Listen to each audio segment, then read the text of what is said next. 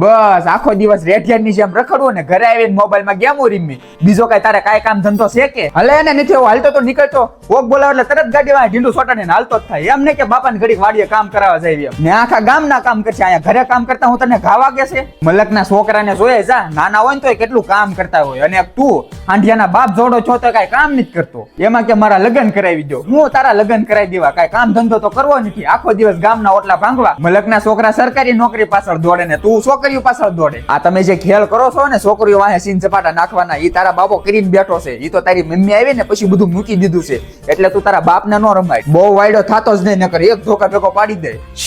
બીવરાવાનું નહીં ખોટું, ભાગી જાય ને આમ કરી નાખી તેમ કરી નાખી. જો ઢેલાના બાવણા ખુલ્લા છે, વેચીનો થઈ જવાનું, કાંઈ કામ નથી તારું. હવે તું ખાલી મને એમ કહી દે તારે સુધરવાનું છે કે નથી સુધરવાનું? કાંઈક ધંધો કરો, નકર તમારો દાદો કોઈ ધડો નહીં કરે.